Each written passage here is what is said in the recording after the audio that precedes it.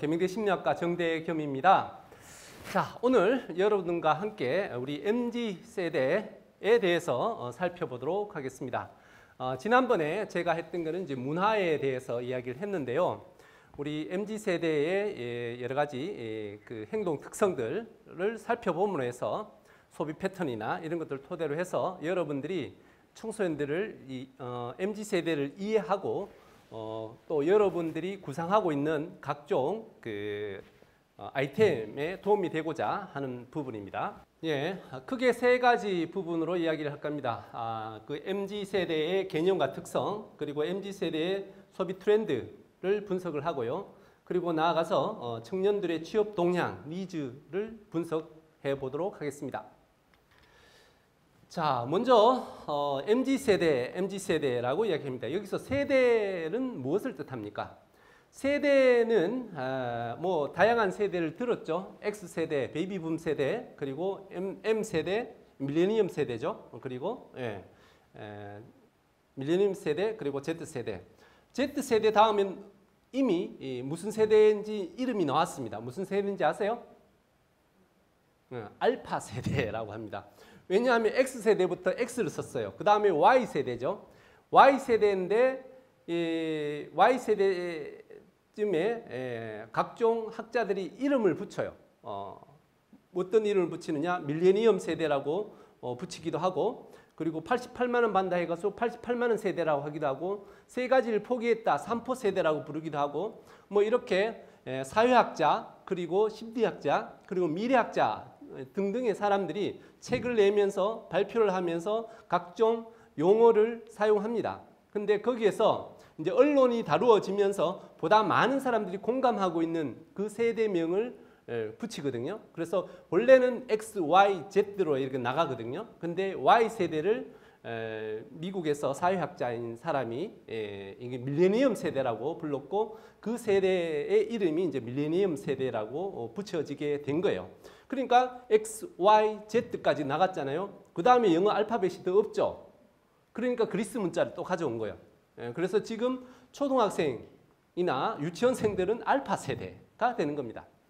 자, 여기서 세대라고 이야기를 할 때 그 세대는 같은 시대에 태어나서 같은 문화적 상황에서 함께 생활하다 보니까 각종 그 시대의 교육도 받고 각종 그 시대에 일어나는 각종 일들을 함께 겪죠. 그러면 그 사람들의 공통적인 부모가 탄생할 것이라는 거죠. 그러면 그런 경험들은 곧 지식입니다. 그죠?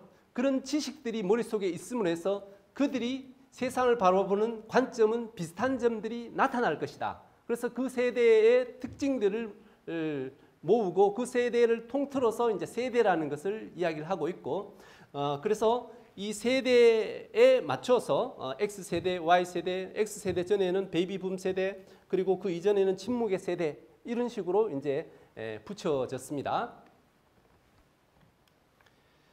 자, 그런데 세대별로 분류를 하지 않습니까? 분류를 하면 나름대로 장점이 있지만 또 문제점이 있어요. 여러분들 MBTI 검사 다 알죠? 제가 심리학과니까 그 누가 만들었겠어요? 심리학자들이 만들었습니다. 자, 사람은 사실은 개개인마다 개성이 있어요. 각자가 다 달라요. 그럼에도 불구하고 우리가 유형으로 나뉘면은 그 사람들을 이해하기가 좋아요. 개개별로 이해하기는 힘들지만 전체적으로 묶음으로 이해함으로 해서 우리가 개개별로 모든 사람 60억 인구를 모두 다 이해하기는 힘들잖아요. 그런데 16가지 유형으로 나뉘어서 그 사람의 공통된 특성을 토대로 해서 이 사람들은 이런 류의 사람들일 거야 라고 생각하면 우리가 대체하기가, 이해하기도 좋고 대체하기도 좋아요. 그래서 물론 개개의 사람들이 다 다르나 16가지 유형으로 분류를 했을 때 거기에 모여있는 사람들은 한 7, 80%는 거기에 주요한 특성들은 비슷할 것이다 라고 가는 거죠. 그렇게 했을 때 우리가 대체하기가 참 편해요. 그렇지만 그 유형으로 분류를 하면 항상 문제가 있어요. 유형이라 하는 게 모든 사람이 똑같은 사람이 아니에요. 그러니까 여기서 보시면 요게 이제 X세대, 예를 들어서 요게 이제 밀레니엄 세대, 그리고 Z세대라고 합시다. 그러면 이들이 공통적인 분모들이 있죠. 여기에 핵심적인 어떤 평균치들이 있어요. 평균치들은 있으나 이들이 사실 X세대의 특징들을 이야기를 하면 여러분들이 밀레니엄 세대인데 내하고 비슷한데? 라고 생각할 수도 있고 또 여러분들이 Z세대인데 Z세대의 특징이 이렇다라고 이야기하니까 내하고는 안 맞는데? 이렇게 생각할 수 있어요. 왜 그러냐? 이들이 사실은 섞여 있고 또 주로 이야기하는 분류를 하다 보면 중심, 평균, 중심 세력을 토대로 해서 이야기를 하고 있어요. 그러니까 좀 다양한 모든 사람들 설명하는 건 아니다라는 것들 알고 우리가 지금 이해를 하시기 바랍니다.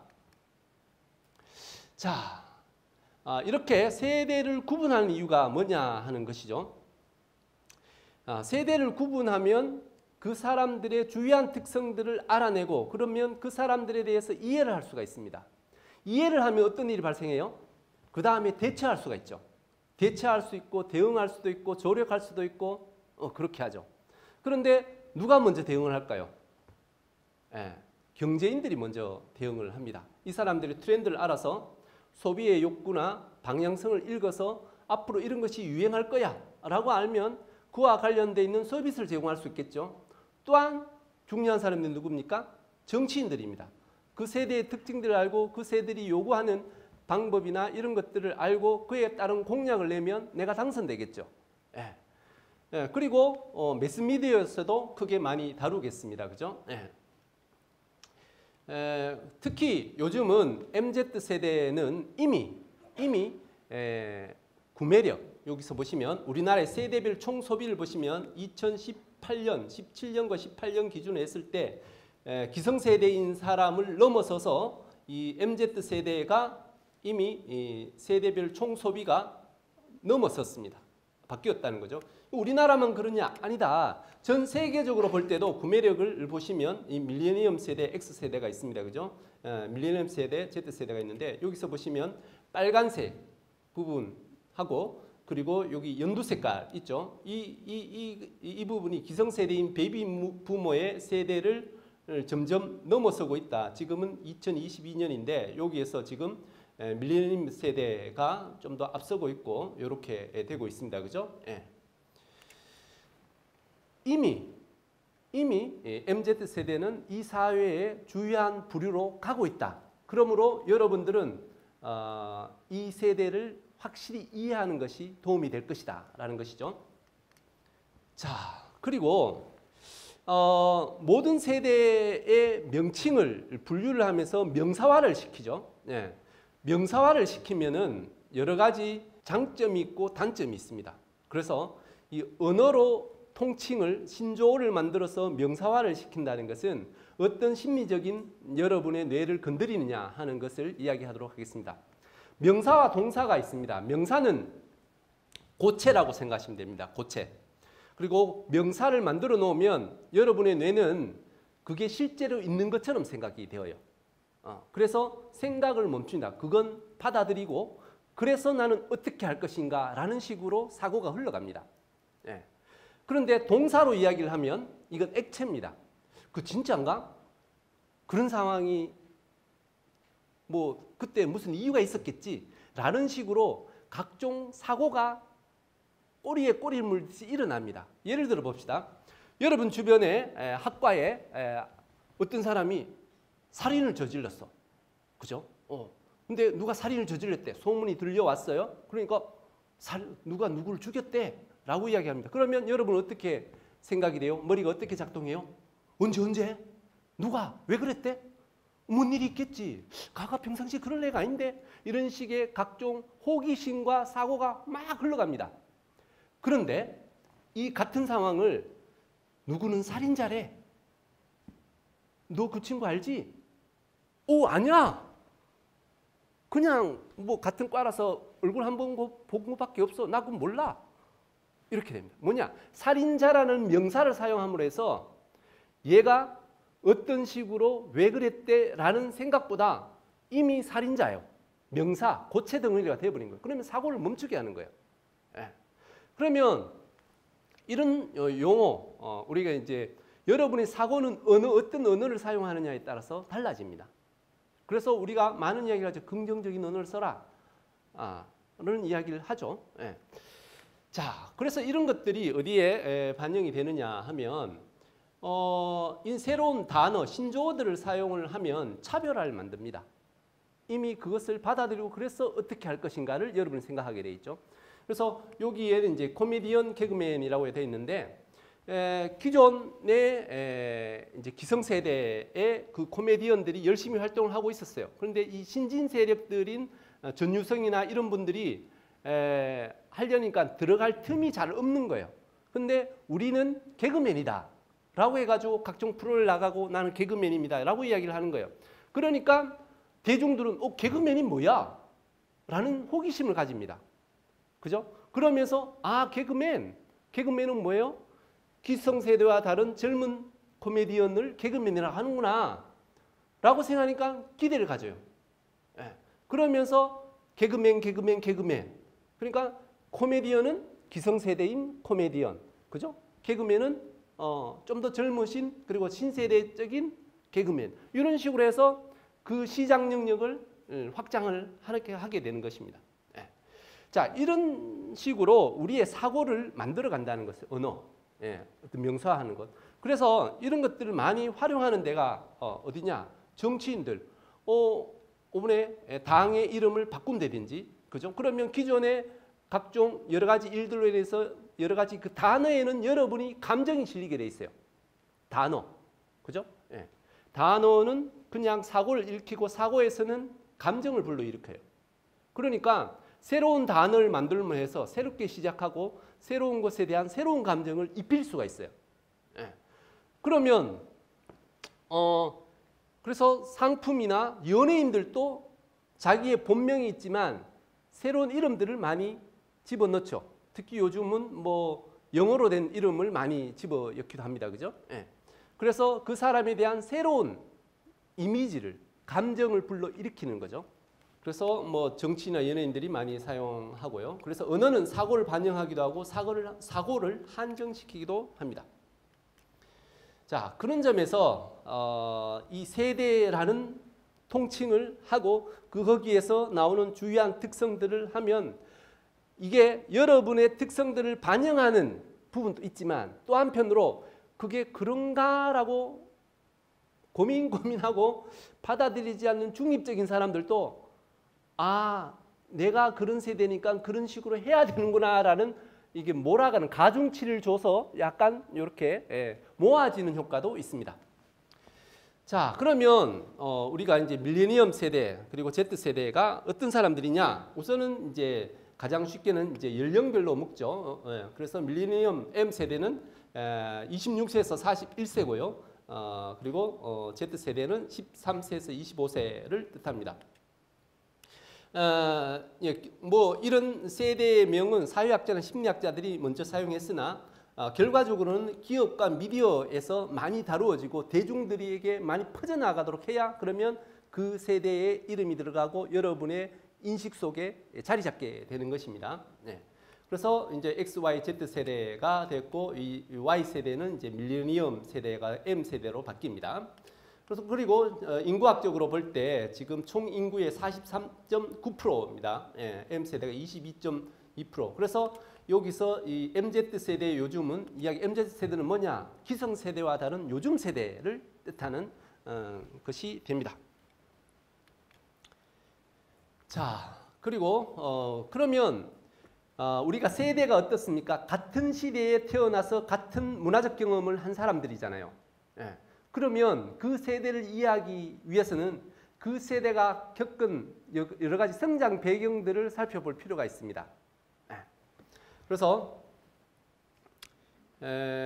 여기에서는 이제 MZ 세대의 정치적, 기술적, 사회적, 경제적 요인들을 분석을 해보니까 정치적 부분에서는 우리나라에서 주 52시간 근무제 그리고 환경보호 관련 규제가 많아지고 있고요. 최저임금이 상승했고 특히 이 시대별로 보면 대통령 탄핵 등 국정 변화가 있었고 정의, 공정성 추구하는 문화가 많이 일어나고 있고요. 진정성, 진실성, 도덕성이 중시되는 시대입니다. 그리고 기술적인 변화가 사실 요즘은 영향력이 상당히 큽니다. 그리고 첨단 기술이 많이 발달되었죠. 멀티 디바이스, 그리고 SNS, 그리고 디지털 커머스, 그리고 동영상 스트리밍, O2O 서비스, 이런 것들이 상용화되고 있고요. 사회적으로 봤을 땐 저출산 문화, 한 자녀 가구가 증가하고 있고 1인 가구 확대되고 있고요. 교육 수준은 이전 세대에 비해서 훨씬 더 높아지고 있습니다. 그리고 해외 여행 경험, 요즘은 좀 이제 다시 재개되고 있으나, 자, 그 다음에 이제 경제적인 부분을 보면 IMF 위기, 그리고 글로벌 금융 위기, 소득 수준 향상, 공유 경제, 그리고 워라밸 뭐 이런 부분들이 있겠습니다. 자, 그러면 몇 가지로 MZ 세대의 특징을 요약해 보도록 하겠습니다.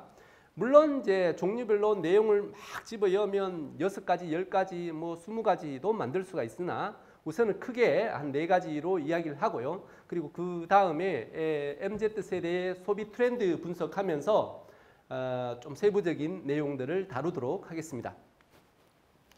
자, 먼저 이 MZ 세대는 디지털 기기가 익숙한 세대입니다. 이건 굉장히 가장 첫 번째로 제가 잡았습니다.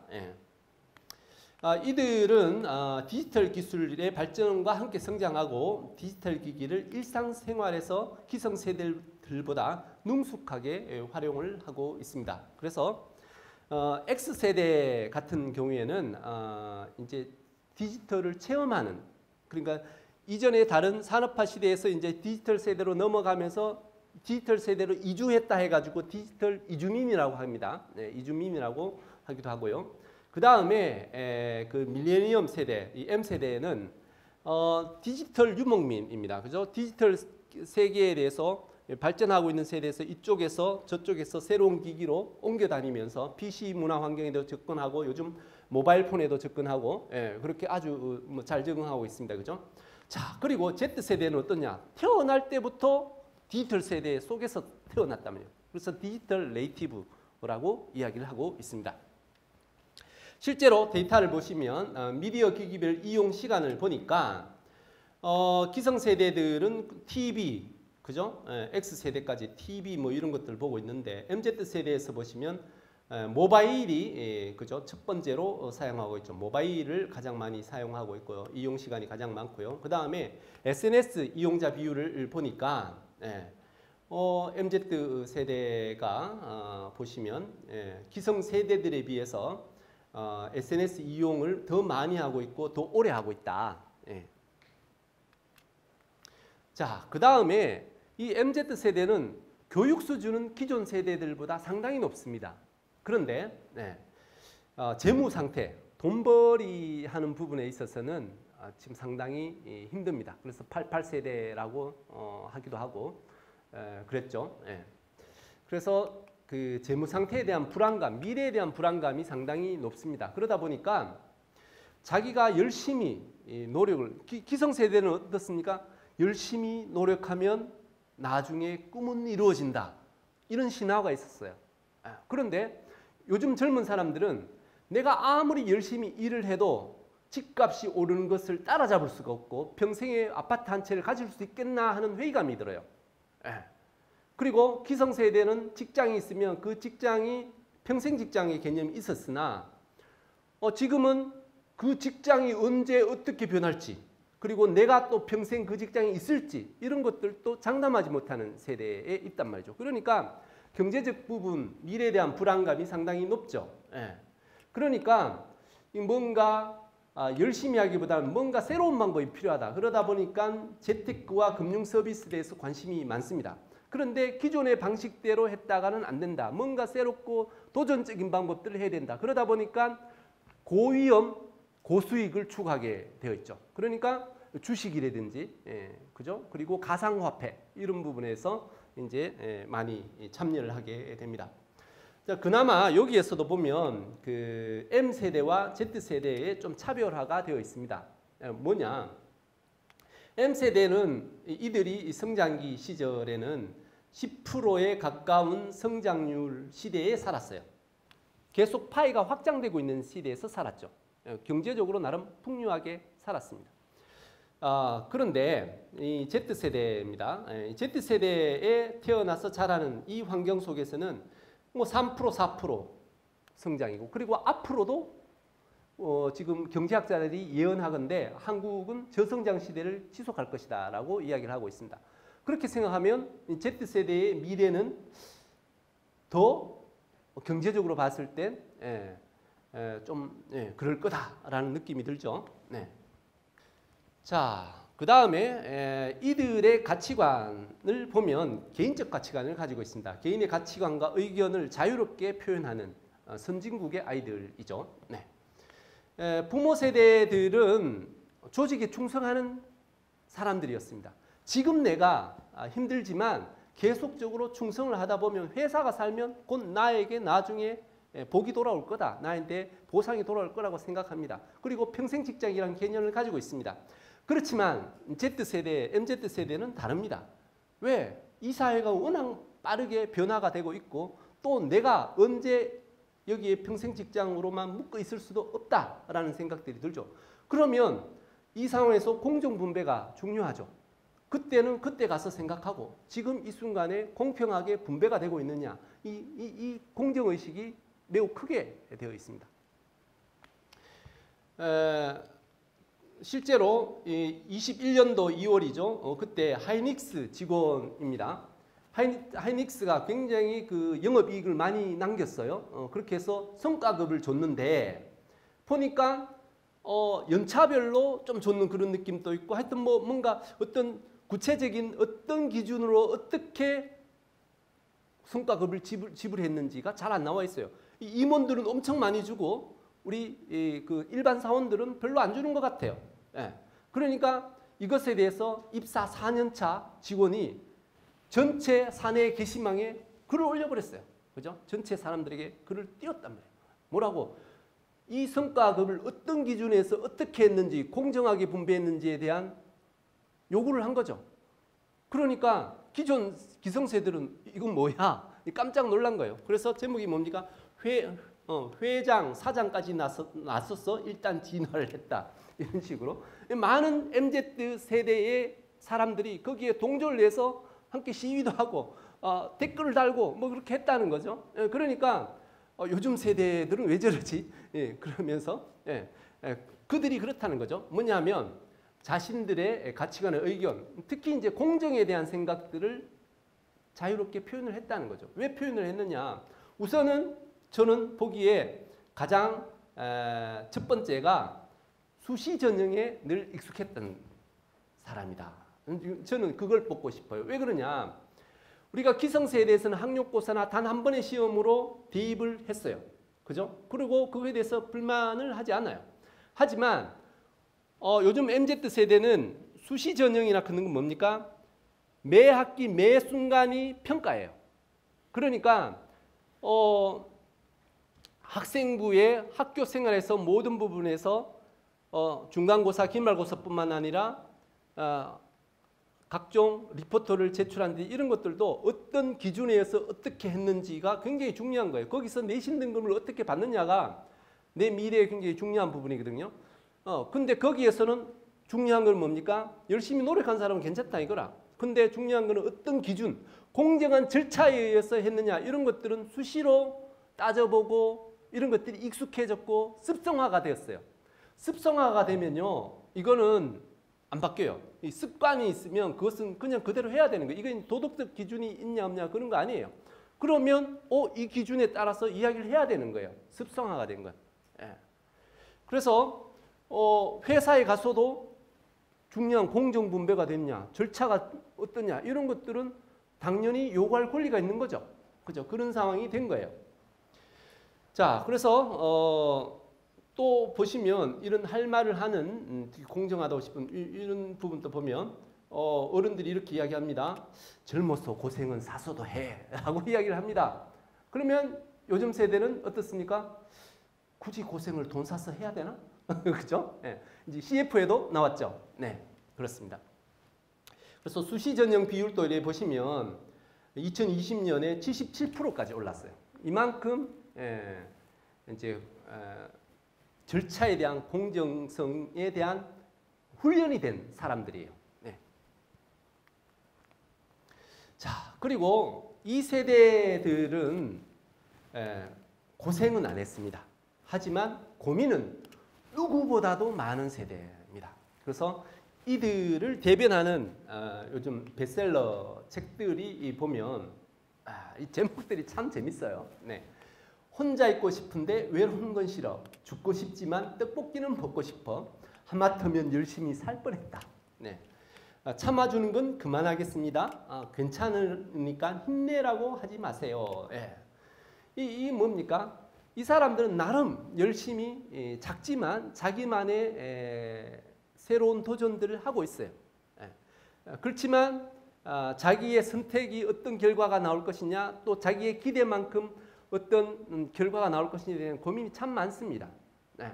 특히 모바일이 되니까 비교의 기준이 사실은 뭐 자기 자신을 평가하는 것은 뭡니까? 비교잖아요. 비교의 기준이 폰에서 즉시 나와요. 근데 사실은 이 폰에서 보면 여러분이 부사 사진, 프로필 사진이나 뭐 SNS나 서로 그 사회적 네트워크에서 소셜 네트워크에서 보는 그 사람들의 모습은 자기가 참 괜찮을 때의 모습이 많이 담겨져 있어요. 그러면 내가 지금 현재 어떤 모습들을 토대로 해서 그 친구들과 그 또래 사람들과 비교를 해보면 난 항상 부족한 것 같아. 그죠? 조금 부족한 것 같아. 그래서 이게 늘 고민이에요. 좀 힘들어져요. 사실은 내가 좀 더 괜찮을 수도 있는데 세상 사람들은 엄청 많은 사람들이 있고 그 가운데서 자기보다 높은 사람도 많고 사실은 내보다 좀 모한 사람도 많아요.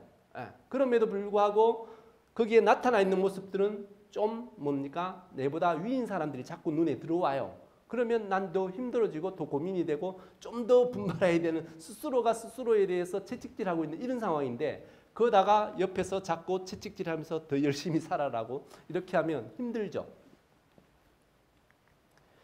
자, 그래서 이들은 개인의 성장에 목마릅니다. 누가 채찍질하지 않아도 이들은 개인이 스스로 성장하고 발전하려고 무척 노력하고 있습니다. 지난번에 제가 이야기했던 매슬로우의 욕구 단계 이론 아시죠? 거기서 아랫단에 보면 생리적 욕구와 안전의 욕구, 이게 이제 하위 욕구가 있고요. 위쪽에는 상위 욕구가 있습니다. 자기가 존중받고 싶기도 하고, 그리고 자아 실현을 받고 싶고, 사회적 인정, 이런 욕구들이 있죠. 근데 이 MZ 세대에서는 이 하위 욕구는 어느 정도 만족이 되었어요. 왜냐하면 부모님 세대나 지금 시대로 보면 우리가 이제 세계 경제대국 중에 하나지 않습니까? 그러니까 이 생리적 욕구를 뭐 부족함이 사회적 복지제도 잘 되어 있고, 그리고 안전의 욕구도 있어요. 그러면 이들은 추구하는 게 뭡니까? 그 아랫단이 하위 욕구가 만족되었으면 윗단을 추구한단 말이죠. 사실 윗단을 위에 있는 상위 욕구를 추구하는 부분이 사실 한도 끝도 없어요.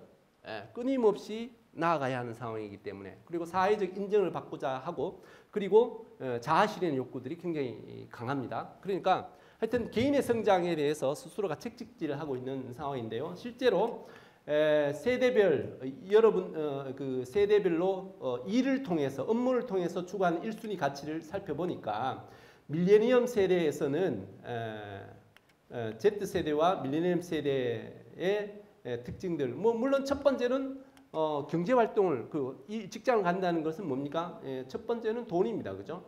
돈이긴 합니다. 그런데 특히 이 Z세대를 보시면 오히려 경제적인 부분보다도 자아 실현의 욕구가 1등을 차지하고 있어요. 그만큼 성장에 대한 욕망, 그리고 성장에 대한 스스로의 채찍들이 강하다라는 것을 알 수가 있겠죠. 자, 그러다 보니까 조직을 위한 개인의 희생 수용도 부분에서 보시면 이 Z세대 부분이 손해를 감수할 수 있느냐, 그쪽으로 회사의 이득을 우선시할 수 있느냐, 뭐 이렇게 봤을 때 개인의 손해를 감수할 수 없다라는 게 67.1%나 기성세대들에 비해서 높다는 것을 볼 수가 있습니다. 그건 뭡니까? 조직보다는 개인의 성장을 갈망하고 있다라는 것이죠. 자, 이제 MZ세대의 소비 트렌드를 분석해 보도록 하겠습니다. 자, 소비 트렌드를 분석하기 전에 우선은 메가 트렌드를 알아야 됩니다. 큰 물결이 있고 그 안에서의 그 MZ세대 이 사회에서 흐르는 개개인의 또 소비 트렌드가 있겠죠. 자, MZ 세대의 이해를 위해서 이제 메가 트렌드를 분석을 하는데 여기에 여러분 엘빈 토플러는 들어보셨죠? 예. 그와 대등하게 요즘은 또 그 사람보다 엘빈 토플러보다 더 이제 이 미래학자로서 유명하신 분이 이 존 나이스비트입니다. 이분이 쓴 책의 미래의 단서에서 나오는 내용입니다. 이것도 2018년도에 우리나라에 번역되어서 나왔거든요. 네. 이 책에서 이야기를 하길 메가 트렌드를 이야기하고, 메가 트렌드는 뭐냐? 이 사회 공동체에서 사회, 경제, 문화적으로 대다수의 사람들이 동조하면서 10년 이상 지속되는 거시적 변화를 이끄는 어떤 물결, 이런 것들을 메가 트렌드라고 하고, 이 메가 트렌드가 10년 이상 한 정도면 거의 문화라고 볼 수가 있거든요. 이 세대의 큰 흐름을 파악하는 게 굉장히 중요하고, 이것은 사회에도 그리고 개인에게도 큰 영향을 미친다라는 것이죠. 자, 그래서 여기서 물론 다양하게 분석이 되어 있으나 기술적 차원으로서 이 책에서 내용들을 요약해 보면 크게 세 가지로 메가 트렌드가 있습니다. 여기 뭐 정치적인 내용이나 뭐 요즘 중국과 미국과 중국 간의 어떤 그 세계 선도 국가에 대한 경쟁 뭐 이런 것들은 뺍니다. 단지 이제 기술적인 차원에서 봤을 때 세 개의 메가 트렌드가 있다. 첫 번째가 이제 100세 시대, 그러니까 장수 고령화 사회가 된다는 것이죠. 그 다음에 4차 산업혁명이 있고, 그 다음에 이제 블록체인. 뭐 저는 여기에 또 하나를 더 붙이면 이제 메타버스를 좀 집어넣고 싶은데, 하여튼 여기에서는 뭐 메타버스도 이제 4차 산업혁명에 집어넣어도 되니까요.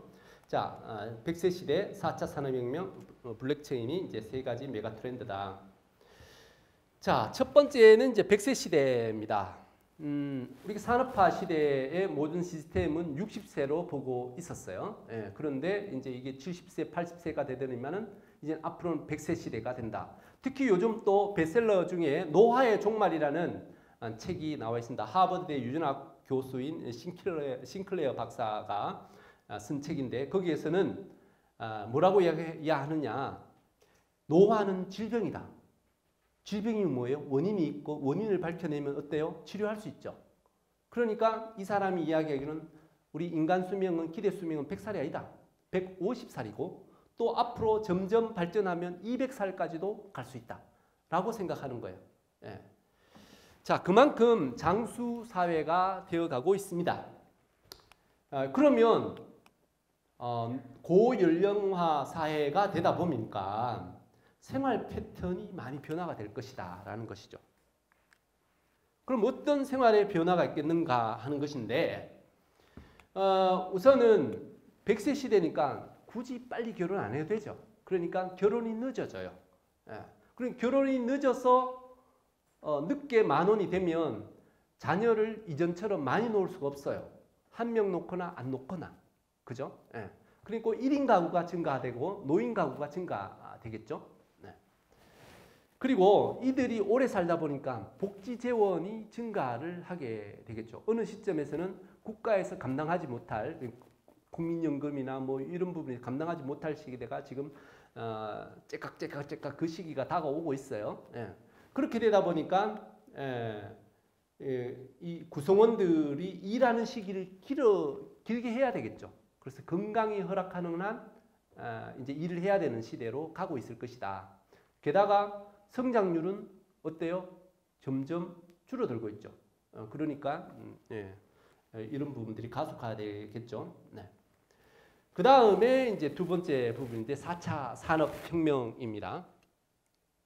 4차 산업혁명의 핵심은 스마트폰이 생기고부터입니다. 이 스마트폰은 많은 것을 담고 있어요. 여러분 지금 여기 강의하고 있잖아요. 그리고 폰을 들고 왔죠. 그러면 이게 다 빅데이터로 산정이 됩니다. 그리고 어디 가서 무엇을 사고 어디 가서 움직이고 이런 것들이 다 집계가 돼요.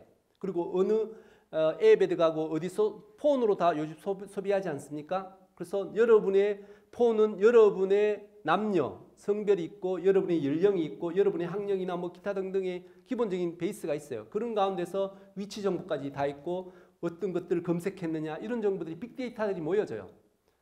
그러면 빅데이터를 분석을 하면 트렌드를 분석할 수 있어요. 그래서 AI 이런 것들 통해 가지고 AI 빅데이터 분석, 특히 이제 딥러닝을 통해 가지고 AI 그런 거 알고리즘 분석. 여러분들 뭐 요즘 유튜브나 뭐 이렇게 어떤 것들 검색하고 보면 그와 같은 유사한 것들이 쫙 뜨지 않습니까? 그 알고리즘에 의해서 다 올라오죠. 네. 그래서 그런 혁명들이 일어나고 이런 AI가 있고 이런 AI 기술, 빅데이터를 분석할 수 있는 이런 AI 기술들은 기존 산업과 결합을 하면 새로운 가치 창출, 융합 산업이 뜹니다.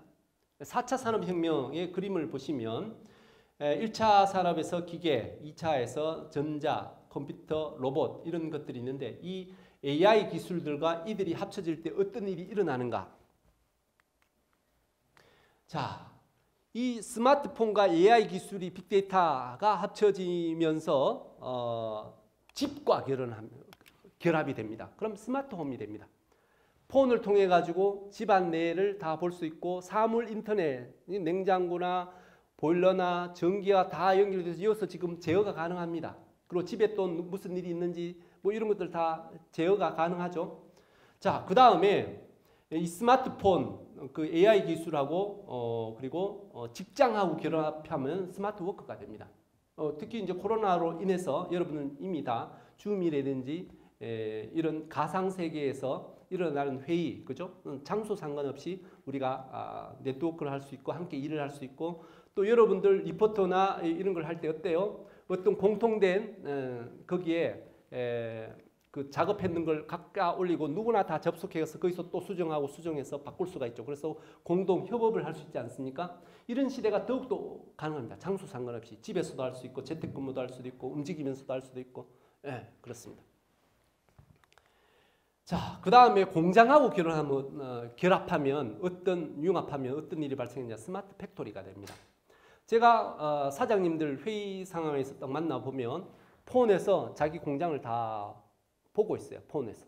뭡니까? 지금 오늘 물건이 다 완성이 됐고 오늘 물품이 몇 개 생산이 됐고 그 다음에 이 물품이 지금 출고가 됐는지 안 됐는지 그래서 재고가 얼마인지 그리고 어느 부서에서 일이 지체가 되고 있는지 폰으로 다 관리가 돼요. 이 시스템이 센서들이 많이 작동하고 다 할 수 있다는 거죠. 그래서 스마트 팩토리, 자동 공정 시스템도 자동화가 되어서 쭉쭉쭉 가기도 하고요. 자, 그 다음에 요즘 농사 짓는 것도 농사도 6차 산업, 5차 산업, 6차 산업으로 이제 가고 있죠. 왜냐? 스마트폰이 결합이 되어서 그렇습니다. 스마트와 AI 기술들이 합쳐져서 스마트팜이 됩니다. 자, 그 다음에 우리 전기가 상당히 중요하죠. 전기 부분에서 공장에서 쓰는 거나 또 여기서 유휴 전력이 어디가 남는지를 보고 그 전력을 어디로 배분하느냐에 따라서 전기를 효율적으로 쓸 필요가 있습니다. 그죠? 그래서 이 전력 시스템에 대해서 스마트 그리드가 있고요. 그리고 자율주행차가 있죠. 스마트카. 그죠? 그래서 이런 기술들이 날로 발전하고 있습니다. 자, 그 다음에 세 번째 메가 트렌드가 이제 블록체인입니다. 이 뭐냐면 모든 게 AI 기술이고 폰으로 하다 보니까 이게 해킹이 당하면 보안의 위협이 되면 상당히 큰 문제가 발생합니다. 그리고 요즘 금융 거래들도 다 폰으로 하고 있습니다. 그죠? 근데 이게 해킹되면 큰일 나죠. 그러니까 여기에서 블록체인 기술은 해킹할 수 없을 정도의 아주 고난이도의 기술입니다. 그래서 특히 요즘 또 앞으로 시대에는 그 창의성이 굉장히 중요한 시대입니다. AI가 기존의 어떤 전문 지식들을 많이 장악을 하기 때문에 그들이 좀 부족한 게 뭐냐? AI의 부족한 기술이 뭐냐? 창의성이다. 그래서 인간의 어떤 창의적인 지적 재산을 잘 보호할 수 있는 이게 굉장히 중요하죠. 자, 그런 점에서 이 블록체인 기술을 활용해서 금융에 대한 어떤 보안 또 옛날에는 은행이 모든 여러분의 신상 정보나 그 공인 인증을 통해 가지고 안전을 보장했어요. 근데 이거는 요즘 해킹이 쉬워졌단 말이죠. 그런데 이 블록체인 각각의 보안 시스템을 체인처럼 서로 연결해서 있기 때문에 어느 한 곳에만 뚫고 들어간다고 해가지고 되는 게 아니에요. 그렇게 되기 때문에 훨씬 더 안전하죠. 그러니까 심지어 IP 기반으로 했을 때 여러분이 창의적인 어떤 생산물인 지식 콘텐츠도 보호할 수 있는 그런 상황이 발생하게 됐습니다. 그래서 서로 다 뭐 4차 산업혁명하고 이 블록체인이 서로 연결되어서 이제 시너지 효과가 나는 것입니다. 자, 이제 MZ세대의 라이프 스타일을 의식주, 여가 뭐 이런 식으로 해서 분석해 보도록 하겠습니다. 그 다음에 이것도 사실은 막바로 이 라이프 스타일을 분석한다는 건 소비 트렌드하고 연관이 됩니다. 네. 먼저 이들의 그 의류 관리 부분입니다. 실제로 우리가 이제 그 어떤 의복을 입느냐 이런 것들은 사회적 관계에서 상당히 중요하죠. 그런데 일일이 옷을 관리하려면 시간이 많이 듭니다. 그런데 이런 것들을 줄이는 게 상당히 중요하죠. 노동을 최소한 줄이면서 우리가 자아 성장을 해야 되지 않습니까? 자아 실현. 이들은 자아 실현에 대한 성장에 대한 욕구가 높기 때문에 그래서 시간 배분이 상당히 중요합니다. 자, 그래서 이 사람들은 그 의류 관리에 관련되어 있는 기기를 사용합니다. 뭐냐? 국내 건조기 시장이 이렇게 쫙 직선으로 우측 상향하고 있습니다. 의류 관리기 규모도 이렇게 2020년을 보시면 15년에서 기하급수적으로 확 늘어나고 있습니다. 그렇죠? 자, 이렇게 의류 관리를 좀 더 효율적으로 하려고 하고 있고요. 기기를 사용해서. 그 다음에 이들이 입는 옷은 보면 편한 옷을 많이 요즘 입습니다. 옛날에는 우리가 어떻습니까? 정장이라든지 뭐 이런 류들을 좀 중요시 여겼습니다. 그런 다른 사람들 관계 속에서 직장이나 뭐 이렇게 했는데 요즘은 편안함이 중요합니다. 편안한 오히려 옷을 입을 때 MZ세대는 편안함과 활용성을 중요시 여깁니다. 그래서 여러분 뭐 요즘 대학생들 가보면 체육복에 딸딸이 슬리퍼 신고 오는 학생들 참 많습니다. 네, 편안함을 추구하죠. 그래서 실제로 시장 2019년 대비 20년도의 의류 판매 증가율을 살펴보면요. 홈웨어 같은 경우에 정장 판매율은 별로 늘어나지 않았습니다. 그런데 편한 옷인 홈웨어 그리고 레깅스 뭐 이런 류의 옷들은 의류 판매 증가율이 늘었습니다. 자, 그 다음에 의식주의 이제 식입니다. 여러분들이 음식을 준비할 때 시간이 또 많이 걸리죠. 그리고 뭐 준비하는 것도 먹은 다음에 그 또 뒤처리하는 게 쉽지 않지 않습니까? 이게 시간이 많이 든단 말이죠. 이런 것들을 어떻게 효율적으로 줄이는 방법들을 MZ세대는 고민하고 있다. 그래서 이들은 보면 직접 시장에 가서 오매감에 시간을 뺏기보다는 온라인으로 폰으로 그리고 그죠? 이렇게 장보기를 하고 있고 이것이 굉장히 늘어나고 있고요. 그 다음에 식품을 살 때도 어떠냐? 이미 소포장 그리고 이미 손질되어 있는 것 그리고 가정에서 간단하게 사용할 수 있는 가정 간편식이나 아니면 밀키트 넣어서 요리만 하면 될 수 있도록 하는 이 밀키트가 굉장히 눈에 띄게 판매가 증가되었습니다. 그 다음에 굳이 뭐 내가 요리할 것 없이 배달해서 먹자 하면서 이제 이 판매량 또 보시면 우측 상향으로 쭉쭉쭉쭉 뻗어가고 있습니다. 자, 그 다음에 주거 공간에 관련된 부분입니다. 이건 뭐 이제 코로나라서 더욱더 이런 현상이 일어나기도 하고, 그 다음에 아까 미디어 기기의 발달로 인해서 이제 재택근무나 뭐 이런 시스템이 많이 발달되어 있단 말이죠. 그러다 보니까 집에서 머무는 시간들이 많아졌어요. 그래서 옛날처럼 다시 코로나 이전 상황으로 돌아가기보다는 이전 그 코로나 상황에서처럼 집에서 머무는 시간들이 그만큼 많지 않으나 줄어들어도 조금만 더 줄어들지 이렇게 확 옛날처럼 돌아가지는 않을 거다라고 보고 있는 것이죠. 자, 그러다 보니까 집에서 일반적으로 옛날에는 머문다 했을 때 집은 뭡니까? 휴식의 공간이었습니다. 그런데 이제 그 집은 뭡니까? 휴식의 공간이기도 하고 의식주의 공간이기도 하고 그 다음에 일하는 공간이기도 하고 또 여가를 즐기는 공간이기도 합니다. 네. 그래서 용도가 다양해졌죠. 그러다 보니까 내가 항상 많이 머물기 때문에 그에 따라서 이 공간을 꾸미고자 하는 욕구가 많아졌다는 거죠. 자, 그래서 보시면 집에서의 활용도를 보면 나만의 공간을 만들고 싶다.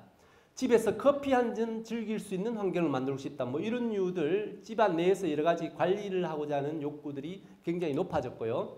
그리고 실제로 집에 거주하는 시간들이 15년에 비해서 20년을 확실히 늘었고요. 그리고 집안 내에서 집안 내를 스스로가 뭔가 꾸미고 싶은 나의 주거 공간을 이런 생각. 왜냐하면 머무는 게 오래되니까 좀 편하도록 그리고 새롭도록 뭔가 꾸며야 되지 않겠습니까? 그래서 판매량을 보면 디퓨저나 페인트 공구 시트 뭐 꾸미기 위한 이런 것들의 판매율이 확실히 증가했다라는 것을 볼 수 있습니다.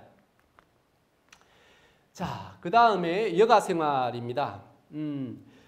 여가 생활을 보면 홈 트레이닝, 그죠? 집안 내에서 운동. 이 코로나라서 함께 어떤 그 체육관에 간다든지 이런 데서 함께 운동하는 동호회에서 활동하는 이런 것들이 줄어들고 집안 내에서 혼자 할 수 있거나 자연 속에서 할 수 있는 이런 여가 문화가 많이 발전되어 가고 있다는 것이죠. 그래서 보시면 지금 코로나가 끝났는데도 멤브레인에서 조사를 해보니까 앞으로 홈 트레이닝을 하는 사람들이 더 많아질 것이다. 85%. 의지만 있다면 집에서도 충분히 운동할 수 있다. 90.6%. 왜냐하면 우리가 거의 한 3년 동안 집에서 지내다 보니까 이제 습성이 든 거죠. 우리가 집에서 뭔가 새로운 운동한다 그러니까 작심삼일이었죠. 옛날에는. 그죠? 그런데 이제는 계속 하다 보니까 이제 습성화가 몸에 익어졌는 거예요. 몸에 익어졌다. 네. 그리고 또 조사를 해보니까 함께하는 운동의 선호도가 소폭 감소했다. 그죠? 이전에 운동이라는 것은 어떤 체육관이나 뭐 이런 데서 해야 된다. 그거 아니다. 이제 혼자 해도 된다라는 인식이 증가가 됐고 실제로 현재 하고 있는 운동을 보니까 맨손체도 스쿼트나 플랭크 같은 그리고 등산, 자전거, 뭐 이 달리기 뭐 이런 류의 혼자서도 할 수 있는 그런 것들을 많이 하고 있더라. 용품도 그런 용품이 많이 나갔어요. 네. 자, 그 다음에 또 실내 여가 활동을 하는데 친자연적인 여가 활동을 많이 하더라. 캠핑, 그리고 골프 이런 것들을 야외에서 하는 이런 것들이 많이 이런 뭐 차박이란 단어 아시죠? 그래서 많은 사람들이 차량을 통해서 이제 캠핑을 많이 했고요. 실제 이렇게 보면 여기에 아웃도어 캠핑 용품입니다. 캠핑 용품은 18년도부터 2020년까지 이 우측으로 상승하고 있습니다. 캠핑 용품이 이만큼 상승하고 있고요. 그리고 골프 산업도 13년에서 23년까지 쭉쭉쭉쭉 오른쪽으로 올라가고 있습니다. 자, 그 다음에 라이프 스타일의 경제입니다. 경제에 대한 관념들이 절실해졌다라고 볼 수가 있겠습니다. 네.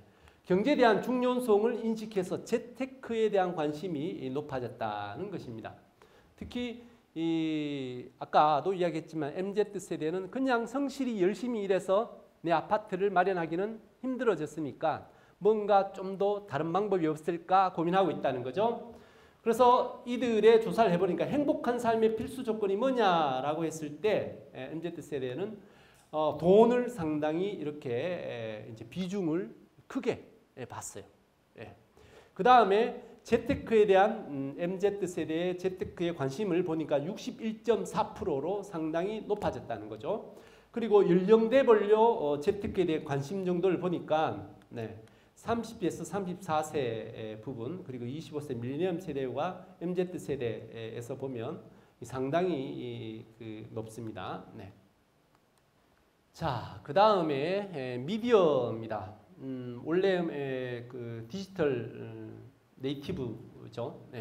이들은 PC나 모바일을 주로 이용하고 있고요. 특히 이제 이런 걸로 인해서 어떤 생활의 변화가 있었느냐 하니까 거리두기로 혼자 놀기가 3년이 되다 보니까 조모족이란 단어가 등장하면서 이 조모족이 뭐냐? 잊혀져서 혼자 있으니까 그것도 괜찮네 하는 거죠. 그래서 그 인사와 아싸는 단어 아십니까? 인사이드.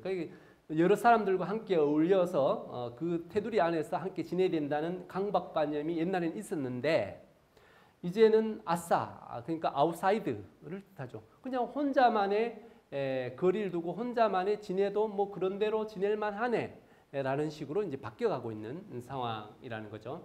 그러면 혼자 있을 때 뭐 하느냐? 주로 이제 스마트폰을 통해서 사람들과의 사회적 활동을 할 수 있다는 거죠. 그래서 이들의 여가 활동을 살펴보니까 20대, 30대 이 MZ 세대를 보니까 스마트폰 이용이 상당히 높더라. 그리고 희망하는 여가 활동에 있어서도 20대, 30대가 스마트 이용이 상당히 높더라라는 것이죠. 그리고 이들의 미디어 기기별 이용 시간, MZ 세대는 이 모바일 여기 보시면 기성세대에 비해서 모바일에 사용하는 시간이 훨씬 더 높더라라는 것이죠. 자, 그리고 이들의 미디어 사용에 있어서 짧은 콘텐츠를 이제 선호하더라. 짧은 영상의 콘텐츠를 오히려 선호하더라라는 것이죠. 그러면 어느 정도 짧으냐? 2, 3분짜리 이하의 짧은 영상을 선호하더라라는 것이죠. 여기서 10대, 20대, 30대입니다. 그죠? 10대, 20대, 30대가 40대, 50대에 비해서 상당히 높죠. 네.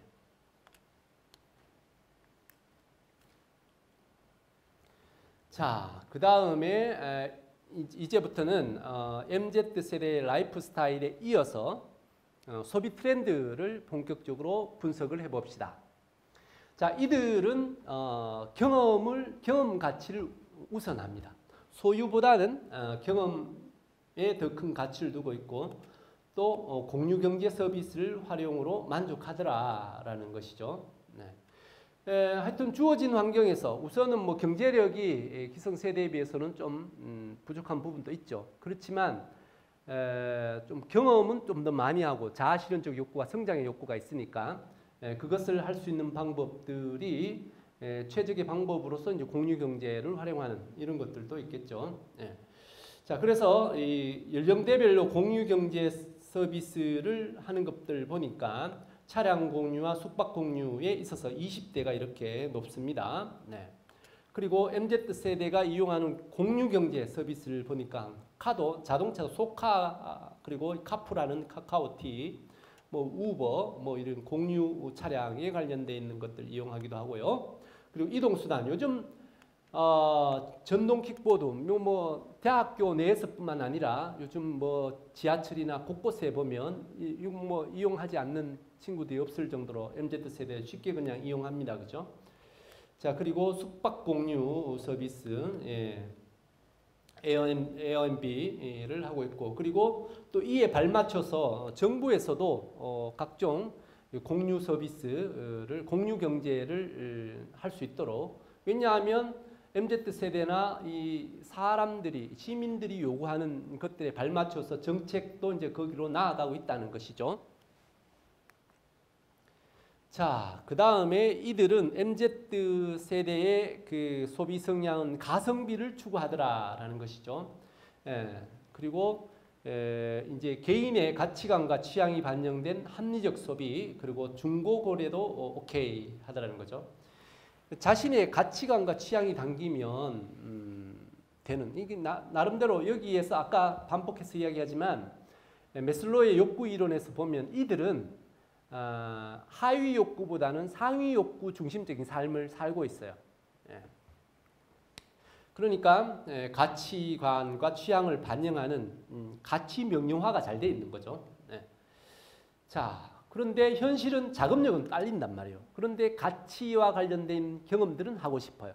그러니까 이제 합리적 소비, 중고거래 이런 것들을 통해서 그 욕구를 채워주고 있는 것이죠.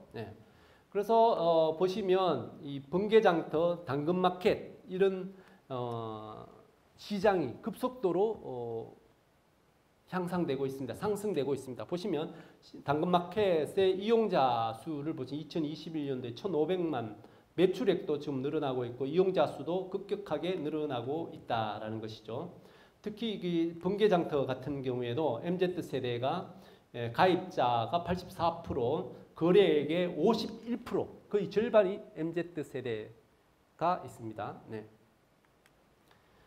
자, 그 다음에 이제 플렉스 소비. 그러면 이들은 너무 아끼는 것만 하느냐, 중고 거래만 하고 자린고비냐? 아니라는 것이죠.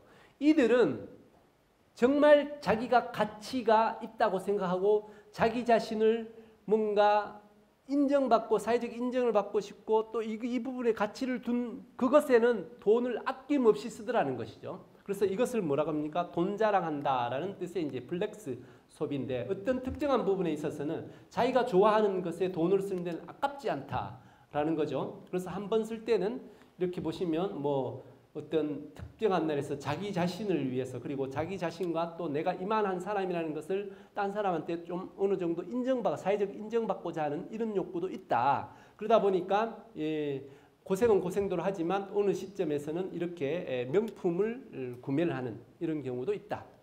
그리고 어차피 우리가 집을 구하기는 참 힘들고 그러면 어떻게 했냐? 명품차를 어떤 구매를 하는 이런 MZ세대도 늘어나고 있다. 자, 그 다음에 이 착한 소비를 하고 있다. 이들은 또 나름의 그 가치관이 또 뚜렷해요. 뭐냐? 이 지구가 참 지금 환경 문제로 지금 심각한 상황이잖아요. 기후 문제도 있고 이런 것들을 얘네들은 학교 교육과정 어릴 때부터 많이 배워왔어요. 그리고 학교 생활 속에서 그런 아이디어를 내게 하는 활동들도 많이 했고요. 그러다 보니까 이 착한 소비를 하고 있다. 환경 특히 이제 윤리적인 환경적 윤리적 가치에 따른 어떤 착한 소비를 하고 있다. 그래서 보시면 친환경 소비가 지금 늘어나고 있고요. 그리고 우리가 이제 비닐이나 뭐 이런 걸 사용하지 않고 친환경 배송 그러니까 뭐 종이 포장 뭐 이런 것들로서 하는 이런 것들에 대해서 굉장히 친환경 배송이 환경 문제 해결에 도움이 된다라고 보고 있고 그에 대한 적극적인 지지를 하고 있다.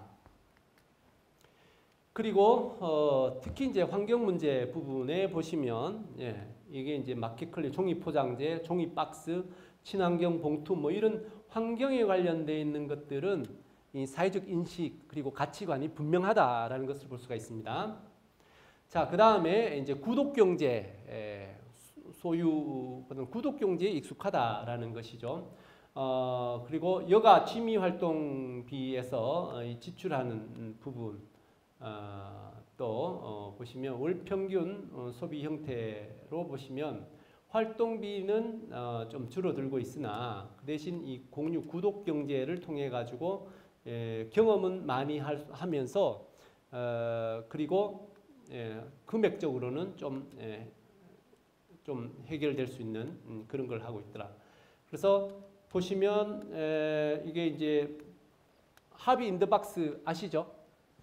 어떤 그 취미와 관련된 것들 세트로 이제 배달을 해주는 거죠. 그래서 그 경험들을 할 수 있도록 해주는 거고요.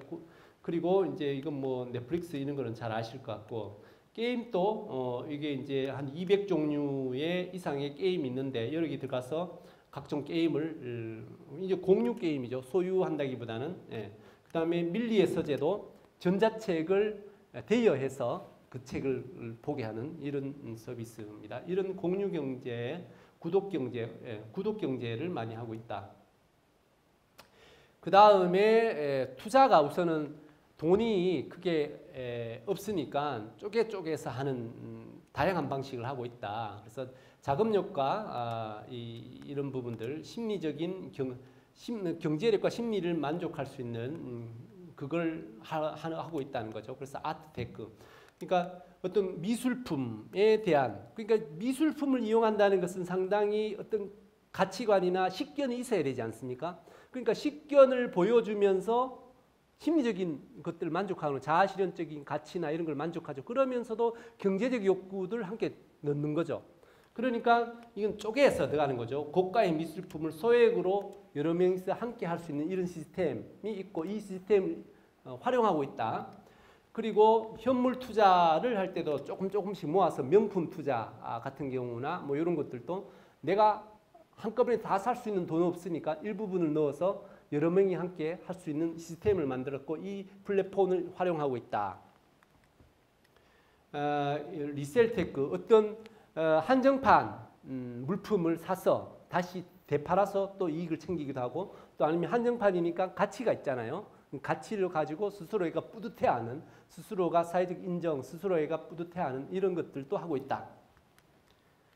자, 그러면 청년들의 취업 동향과 니즈 방향입니다. 실제 아까 처음에 이야기했듯이 이 Z세대의 우선 성장률이 파이가 안 커져요. 옛날에는 X세대는 뭐 10%대의 성장률이 쭉쭉 하고 있으니까 취업할 때도 많고 또 회사가 성장하면 내 월급도 계속 올라가고 이런 상황인데 요즘은 이제 한국 경제뿐만 아니라 세계 경제가 지금 저성장 기조에 있죠. 그렇게 되다 보니까 이 고용률 부분에서 상당히 지금 취업에 문제가 많아요. 그래서 고용률이 44.4%밖에 되지 않고요. 취준생이 85만 명이나 됩니다. 19.1%. 그럼 이들이 이거는 뭡니까? 2006년도에 그 취업률 조사한 이래로 최고치예요. 지금 심각합니다. 그러면 이들이 지금 시험 준비를, 취업 준비를 하고 있는데, 취준생, 취업 준비를 하고 있는데 뭘 하냐라고 물으니까 거의 30%대가 공무원 준비를 하고 있어요. 그 다음에 이제 일반 기업체. 근데 이제 여성들은 두 번째가 이제 자격증 분야고, 그 다음에 이제 언론사, 공영기업, 고시 전문 뭐 이런 식으로 나오고 있단 말이죠. 자, 그 다음에 취업 동향이 그러면 이 사람들의 첫 일자리가 이직이 생각보다 이전보다 많아져요. 근데 이직을 하는 이유 보니까 근무 여건이 불만족해서. 그리고 첫 자리 시에 임금을 어떻게 첫 번째 일자리에서 임금을 보니까 200만 원 이하가 37%였고요. 200에서 300 사이가 23.2%죠. 우리가 이제 소위 말하는 최저임금 수준과 최저임금보다 좀 더 많은 요 수준으로 받고 있어요. 그러니까 고학력 스펙이 엄청나요. 어느 세대보다도 많이 높아요. 그렇지만 실제 받는 임금은 최저임금 수준이니까 그들이 바라보는 이상적인 가치와 현실은 너무나 차이가 많죠. 그러니까 얼마나 가슴이 아프겠어요. 힘들겠어요. 자, 그리고 졸업 후 중퇴, 첫 취업을 어느 정도 걸리느냐라고 했을 때 10개월 정도 걸리는데 고졸은 1년 이상 걸리고 대졸은 7.7개월이 걸렸더라. 그리고 취업 경험을 보니까 대졸 이상은 87.4% 경험은 있다. 그리고 주된 취업 경로가 뭐냐? 신문, 잡지, 인터넷 등에서 응모를 하고 공개 채용 이런 것들이 30%, 20%. 그 다음에 청년들이 가장 선호하는 직장이 뭐냐? 대기업과 공기업이 거의 가장 많고, 그 다음에 국가기관, 이 대기업, 공기업, 국가기관, 공무원이죠. 이런 거가 MZ 세대들이 많이 원하더라. 그리고 MZ 세대가 가장 입사하고 싶어하는 기업, 그러니까 어떤 문화, 기업 문화가 어떤 문화냐? 자유롭고 수평적인 소통을 가진 기업, 이게 1등이더라. 그 다음에 초과 근무가 없는 이게 17.5, 워라밸을 추구하는 거죠. 이들은. 그리고 동종업계 대비 그 다음 연봉. 위에 보면 우리가 연봉이 1번으로 올라갈 것 같은데 이 입사하고 싶은 기업 부분에 있어서는 정말 수평적인 소통 문화 이만큼 더 중요시 여기고 있다라는 것이죠.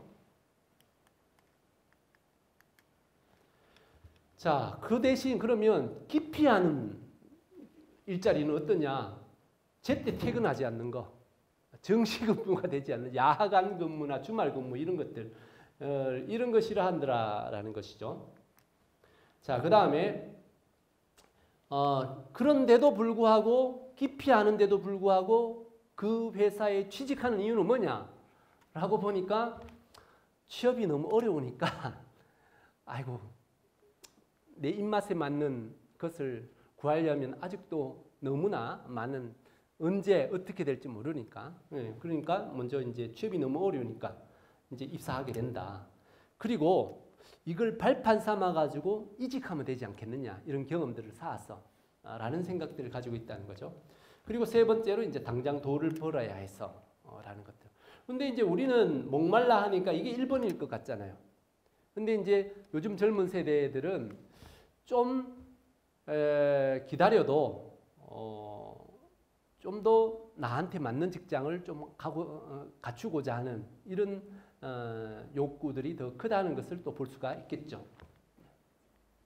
자, MZ세대가 기업 지원 시에 주로 활용하는 정보들은 이제 여러분들이 미디어 기기가 많이 활용되어 있으니까 취업 정보 포털 서비스 이런 데에서 활용하더라. 네, 이렇게 해서 MZ세대의 특성과 소비 트렌드 분석을 했습니다. 질문 있습니까? 네, 늦은 시간까지 여러분 수고 많으셨습니다.